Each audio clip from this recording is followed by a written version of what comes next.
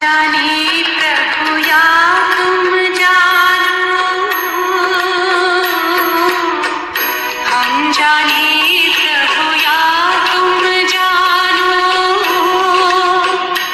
हमें तुमसे है कितना प्यार। तुम ही जिगर में, तुम ही नजर में, तुम ही जिगर में, तुम ही नजर में, हो तुम ही मेरा संसार। हम जाने प्रभु या तुम जानो, पूछते हैं अपने दिल से, हम कितने महान हैं। दुनिया जिसको ढूंढती है, दुनिया जिसको ढूंढती है, वो हम पर कुर्बान है। खींचता है मन को हमारे,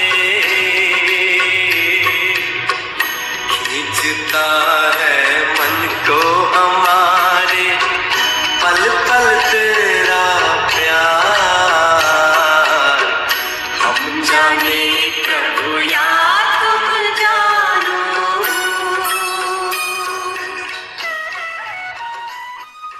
ओम शांति। आज हम सब अव्यक्त मुरली अध्ययन के क्रम में 17/4/1969 की मुरली सुनेंगे, जिसमें आबू में आध्यात्मिक संग्रहालय का उद्घाटन करना था और शिव बाबा पधारे थे। तो उसी के संदर्भ में जो बाबा के बोल हैं उसको हम सब सुनेंगे। इस मुरली में बाबा बताते हैं कि अगर हम सबका प्यारा बनना चाहते हैं, हर व्यक्ति ये चाहता है कि सब लोग हमें स्नेह करें, सब लोग हमें सम्मान करें, सब लोग हमें प्रेम करें, तो ये कब होगा? व्यक्ति भी चाहता है और बाबा के बच्चे भी। तो उसके लिए बाबा ने उत्तर दिया है कि जो पुरुषार्थ के स्नेही हैं वही सबके स्नेही होते हैं। आप पुरुषार्थ करो तो योग्य बनोगे, और जब योग्य बनोगे तो योग्य व्यक्ति को सब लोग स्नेह करते हैं, प्रेम करते हैं, सम्मान करते हैं। बाबा ने एक मुरली में और कहा था कि आप क्या होगा, कैसे होगा, परिस्थितियां क्या हैं, इसकी चिंता मत करो, बस केवल अपने आप को योग्य बनाने पे ध्यान दो। जितना आप योग्य बनते जाएंगे उतना सारी परिस्थितियां समाप्त होती चली जाएंगी। बाबा बच्चों से प्रश्न पूछते हैं कि आपका स्नेह किससे है? तो उत्तर देते हैं, अपना अपना उत्तर देते हैं। कोई कहता है बाबा से, कोई कहता है सर्विस से, कोई कहता है दैवी परिवार से, कोई कहता है कुछू से। तो सब अपना अपना उत्तर देते हैं, लेकिन बाबा कहते हैं बच्चे ये सब ठीक है, बाप से भी स्नेह होना चाहिए, सर्विस से भी स्नेह होना चाहिए, दैवी परिवार से भी स्नेह होना चाहिए, लेकिन पुरुषार्थ से स्नेह सबसे ज्यादा होना चाहिए। सबसे ज्यादा स्नेह जो आध्यात्मिक पुरुषार्थ है उससे होना चाहिए। क्यों? क्योंकि पुरुषार्थ ही सारे कल्प की प्रारब्ध बनाता है। इस समय का जो पुरुषार्थ है बहुत ही महत्वपूर्ण है। इससे ही आपके सारे कल्प का भाग्य क्या होगा, पद क्या होगा, कम्युनिटी आपकी क्या होगी, ये बनाता है। इसलिए सबसे ज्यादा प्रेम बाबा की ये इच्छा है कि हम बच्चे पुरुषार्थ से करें ऐसे। लेकिन बाबा ने ये देखा, रिजल्ट बताया कि ये तो सब ठीक है, लेकिन पुरुषार्थ से प्रेम कम दिख रहा है। बाप से है, दैवी परिवार से है, सर्विस में प्रेम है, लेकिन पुरुषार्थ में प्रेम जो है कम दिख रहा है। इस प्रेम को बढ़ाना पड़ेगा। बाबा ने कहा दैवी परिवार से भी प्रेम करना है या जो भी है, तो प्रेम कैसा हो? अव्यक्त प्रेम करना है, व्यक्त प्रेम ना हो आपका।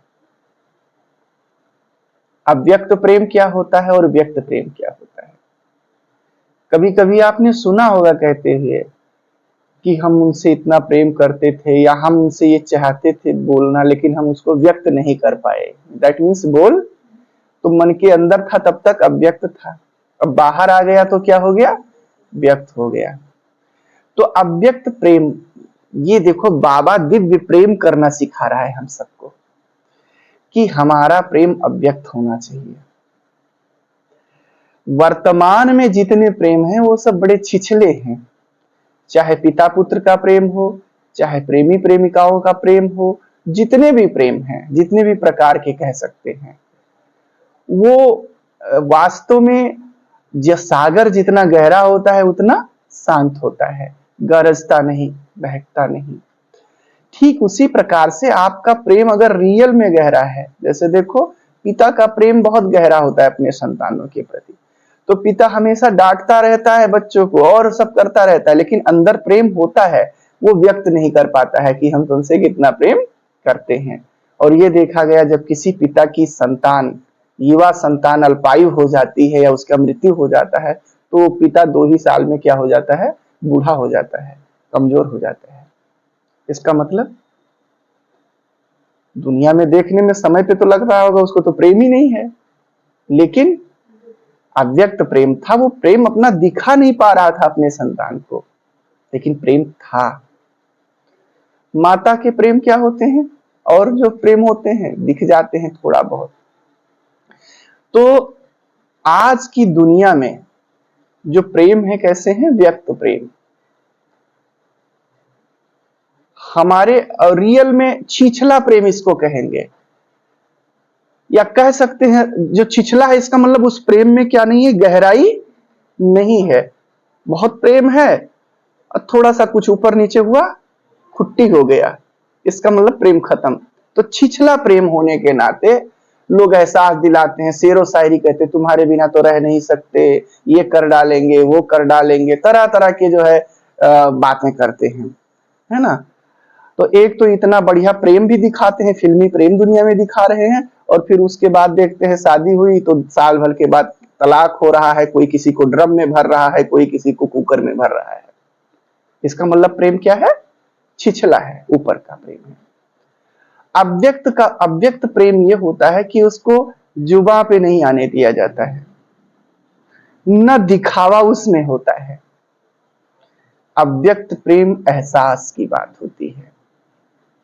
सामने वाला या जो व्यक्ति है वो सुरक्षा की अनुभूति करता है। हमने कोई वादा नहीं किया है कि तुम्हारे लिए जान दे देंगे, तुम्हारे लिए हम पहाड़ जैसे आगे खड़े हो जाएंगे, तुम्हारे सारे दुख दर्द हम ले लेंगे, लेकिन सामने वाले को ये भरोसा होगा आप पे कि अगर कोई बात होगी तो संगठन हमारे साथ है। संगठन ने कुछ कहा नहीं है, व्यक्त नहीं किया है कि हम ये करेंगे आपके लिए, लेकिन आपको सुरक्षा का एहसास है। आपको इस बात का एहसास है कि संगठन में हमारा कोई अशुभ नहीं सोचेगा, संगठन में हमारा कोई नीचा गिराना, नीचा दिखाना नहीं सोचेगा। ऐसी बातें आपके अंदर नहीं आ रही हैं। इसका मतलब जो प्रेम सामने वाला आपसे कर रहा है वो कैसा है? अव्यक्त प्रेम है। अव्यक्त प्रेम गहरे होते हैं। अव्यक्त प्रेम में वादा नहीं होते, अव्यक्त प्रेम में बातें नहीं होती, अव्यक्त प्रेम में वाइब्रेशंस होते हैं, अव्यक्त प्रेम में सीधा कर्म होता है।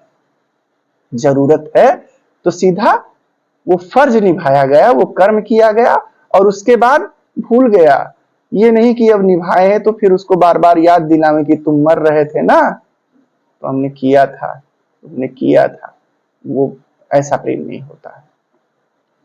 तो बाबा कहते हैं बच्चे दैवी परिवार से, और हम सब इस बात सौभाग्यशाली हैं कि हम सब एक ऐसे दैवी परिवार से जुड़े हैं, एक ऐसे परिवार से जुड़े हैं जहां पे अव्यक्त प्रेम भरा हुआ है। बिना शर्त, बिना किसी टर्म एंड कंडीशन के हम सब साथ रह रहे हैं, और पूरा संगठन एक दूसरे से कितना प्रेम करता है। आप देख रहे होंगे, मैं तो जहां जहां भी गया हूं, हम सब माउंट आबू जाते हैं, तो जो हमारी दादियां हैं या जो बड़े हैं, जो सौगात देते हैं, जो वहां खाना पालना मिलती है, अनायास ही जी उससे क्या होता है, भर जाता है कि कितना प्रेम करते हैं। उन्होंने कभी कहा नहीं, लेकिन उनके कर्मों से लग जाता है।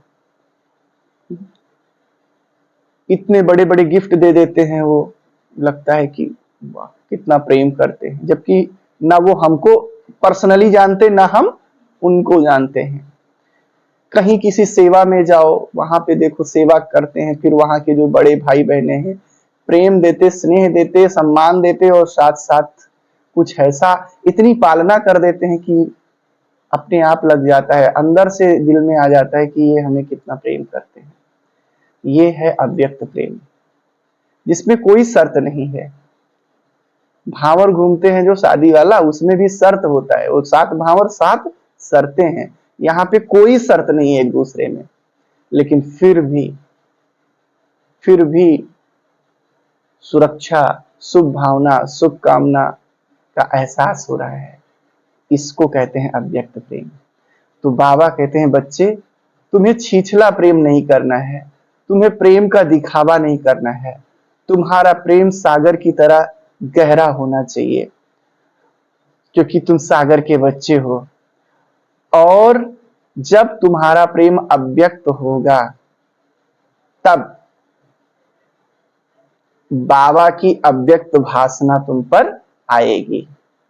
आप देखिए, भगवान से प्रेम जो भक्त कर रहे हैं, संसार के भक्त लोग कितना दिखावा क्या मतलब, उनका प्रेम दिख रहा है कि कितना प्रेम कर रहे हैं। कोई जो है लेट लेट के जा रहा है शिव मंदिर, कोई कांवर लेके जा रहा है, कोई नंगे पैर जा रहा है, कोई कीर्तन गा रहा है, कोई भजन गा रहा है। सारे प्रेम उनके क्या हो रहे हैं, व्यक्त हो रहे हैं। ब्रह्मा कुमारी इसके प्रेम व्यक्त ही नहीं हो रहे, कोई कहेगा ही नहीं कि ये भगवान को कितना प्रेम करते हैं। बाहर से कुछ दिख ही नहीं रहा है ना, बाहर से कुछ दिख ही नहीं रहा है, और अंदर से कितना प्रेम है वो तो बाप जानता है या आप जानते हैं। तुम जाने या हम जाने, हमें तुमसे है कितना प्यार, हाँ ये तो हम जानते हैं, वो जानते हैं, पर्सनल चीजें हैं। तो ऐसे अव्यक्त प्रेम बाबा कहना सिखाता है। हाँ, जो दिखे ना लेकिन फील हो, वो प्रेम और गहरा होता है। फिर बाबा ने कहा कि कभी कभी बच्चे सोचते हैं, बाबा को अर्जी लगाते हैं कि बाबा हमारा शरीर ठीक हो जाए, रोगी है ठीक हो जाए तो मैं अमृत वेले उठूं, मेरा ये हो जाए तो मैं ये करूं, मेरा वो हो जाए तो मैं ये वाला पुरुषार्थ करूं।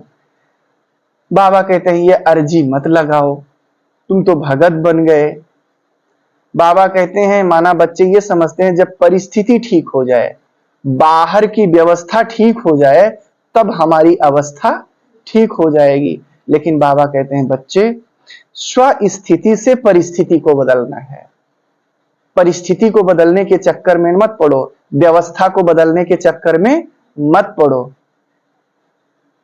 आप अपनी अवस्था को बदलो, अपनी अवस्था को श्रेष्ठ बनाओ।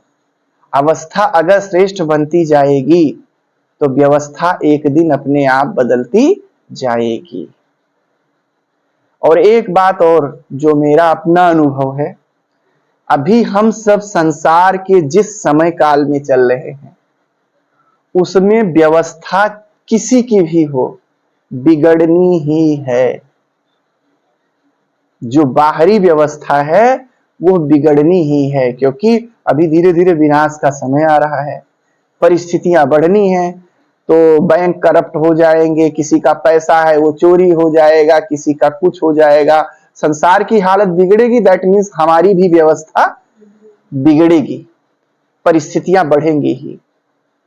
अब अगर कहीं हमने व्यवस्था को अपना आधार बनाया होगा अपनी अवस्था का, तो जैसे व्यवस्था बिगड़ेगी वैसे अवस्था भी बिगड़ जाएगी।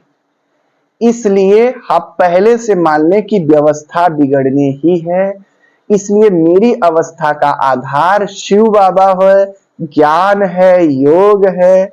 मेरी अवस्था का आधार, मेरी खुशी का आधार बाहरी व्यवस्था नहीं होनी चाहिए। बाबा ने कहा आधार होने के कारण अधीन हो जाते हैं। जब हम बाहरी व्यवस्था को आधार बना लेते हैं कि भाई पैसा भी बैंक में पड़ा है और सब कुछ सारे काम हमारे चौवन हैं, तो अब हम खुश हैं। लेकिन अब कितने दिन तक पैसा बैंक में पड़ा रहेगा, कितने दिन तक चौवन होंगे? कभी तो काम तिरपन आपका होगा। तो जैसे काम तिरपन हुआ वैसे आपकी अवस्था बिगड़ जाएगी। तो इसलिए बाहरी परिस्थितियां तो बदलती रहेंगी, इसलिए उनको आधार अपनी अवस्था का मत बनाओ। बाबा ऐसा कहना चाहते हैं। बाबा कहते हैं संगठन के लिए 4 बातें आवश्यक हैं, और वो 4 बातें ये हैं कि अगर आप चाहते हो कि संगठन बना रहे तो आपस में एक दो से स्नेह होना चाहिए। दूसरा, नजदीक का संबंध होना चाहिए। तीसरा, सर्विस की जिम्मेदारी उठानी है। संगठन कब मजबूत रहता है?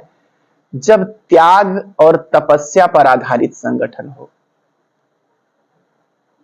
सेवाएं हम ले रहे हैं किसी बहन की, किसी भाई की, और कहीं अगर कभी उसके लिए हमें कुछ जिम्मेदारी उठानी पड़ जाए, उसका तबीयत खराब हो गया, उसकी कोई बात हो गई, वहां पे हम जिम्मेदारी ना उठा पाए तो संगठन बना रहेगा? नजदीकी बनी रहेगी? नहीं बनी रहेगी। तो इसलिए बाबा ने कहा है कि बच्चे, स्नेह भी रखना है आपस में और सर्विस की जिम्मेदारी भी उठानी है। भाई हम आप 4 लोग संगठन में रह रहे हैं, तो आप हमारे सपोर्ट, कुछ है हमारे सपोर्ट की, तो उसकी जिम्मेदारी आप उठाओगे, कुछ आपकी जिम्मेदारी हम उठाएंगे। अगर ऐसा नहीं उठा सकते हैं तो फिर संगठन का मतलब क्या है? साथ रहते हुए भी साथ नहीं है। तो ये बाबा कह रहा है कि सर्विस की जिम्मेदारी उठानी पड़ेगी। और क्या है? ज्ञान योग की धारणा का सबूत देना पड़ेगा कि आप में ज्ञान है और योग है। अगर ये 4 बातें पक्की हैं तो संगठन मजबूत है। जैसे किसी चारपाई के, किसी कुर्सी के चारों पैर मजबूत हैं तो कुर्सी मजबूत होती है, ठीक ऐसे आपस में एक दूसरे से स्नेह, नजदीक का संबंध, दूरी न बनने पाए, सर्विस की जिम्मेदारी और ज्ञान योग की धारणा। फिर बाबा ने अंत में कहा कि बच्चे, आपकी चलन ऐसी हो कि आपकी चलन में बाप दादा के चित्र दिखे। एक गीत है ना, तेरी सूरत सीरत वाले मालियों ने बगिया महकाई, है ना। यानी ब्रह्मा बाबा आप तो अव्यक्त हो गए हैं, लेकिन अभी यहाँ कुछ लोग हैं जिनकी सूरत तुमसे मिलती जुलती है, जिनकी सीरत चलन तुमसे मिलती जुलती है, और उन्होंने तुम्हारे इस उपवन को चमकाए हुए हैं। तो ऐसे हम सब में बाबा दिखे, हम सब उसके बच्चे हैं, तो उनमें बाबा दिखे। फिर बाबा ने कहा संगठन को बनाए रखने के लिए सरलता और सहनशीलता, ऊपर नीचे बातें होती हैं तो क्षमा करो, सहन करो, और सरलता जरूरी है। अव्यक्त प्रेम का आधार ही है सरलता।